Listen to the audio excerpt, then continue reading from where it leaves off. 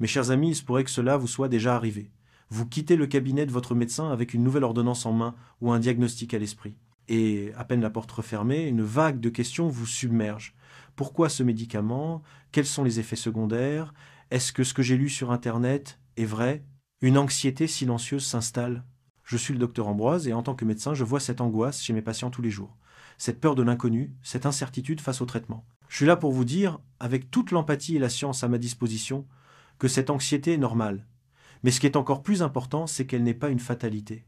Aujourd'hui, nous allons découvrir ensemble les clés pour transformer cette anxiété en sérénité. Nous allons apprendre à reprendre le contrôle de notre santé et à faire de notre médecin un véritable partenaire. Vous n'êtes pas seul si vous vous sentez ainsi. Vous est-il déjà arrivé de quitter le bureau de votre médecin avec plus de questions que de réponses? Si oui, écrivez « oui » dans les commentaires. Le premier pilier de notre discussion, c'est la préparation de votre consultation. Vous savez, le temps passé avec votre médecin est précieux et souvent très court. La meilleure façon de l'utiliser est de venir préparer. Il se pourrait que vous ayez des symptômes ou des douleurs depuis plusieurs semaines. Avant votre rendez-vous, asseyez-vous avec un papier et un crayon et notez tout, quels sont vos symptômes, quand ils ont commencé, ce qui les aggrave ou les améliore. De la même façon, faites une liste de tous les médicaments, suppléments ou vitamines que vous prenez. Écrivez aussi vos questions principales. Est-ce que c'est le manque de temps, la peur d'oublier des informations importantes? Une patiente, que j'appellerai Madame Dubois, est arrivée à mon bureau un jour en me montrant un papier. Dessus, elle avait noté tout ce qu'elle ressentait. Et vous savez quoi? Cela nous a permis d'aller directement à l'essentiel, de ne rien oublier et de trouver le bon diagnostic beaucoup plus rapidement. La préparation est le premier pas vers la clarté. Le deuxième pilier, c'est de comprendre vos traitements. Ne vous contentez jamais d'une ordonnance sans poser de questions. Votre médecin est là pour vous expliquer. Prenez un moment pour poser les questions suivantes. À quoi sert ce médicament? Comment et à quel moment dois-je le prendre? Quels sont les effets secondaires les plus courants? Que dois-je faire si j'oublie une dose? Il se pourrait que vous ayez l'impression de déranger votre médecin, mais je vous assure que ce n'est pas le cas.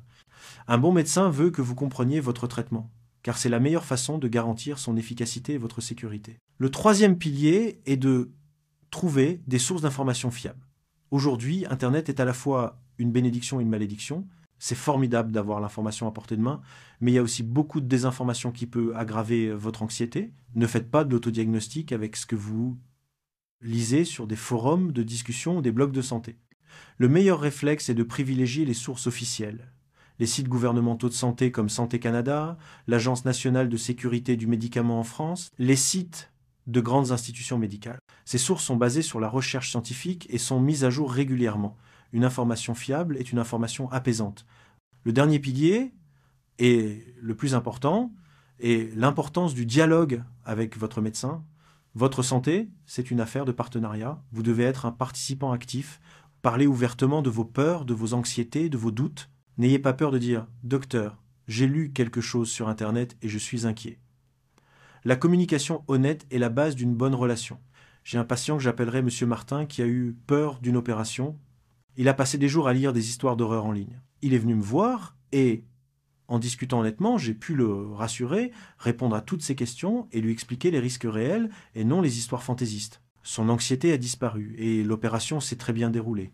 La clé pour vaincre l'anxiété face à la santé et aux médicaments, c'est pas de tout savoir, mais de savoir où trouver les bonnes réponses. C'est de comprendre que votre santé est un voyage et que votre médecin est votre guide le plus précieux. Prenez un moment aujourd'hui pour faire une liste de vos questions pour votre prochain rendez-vous.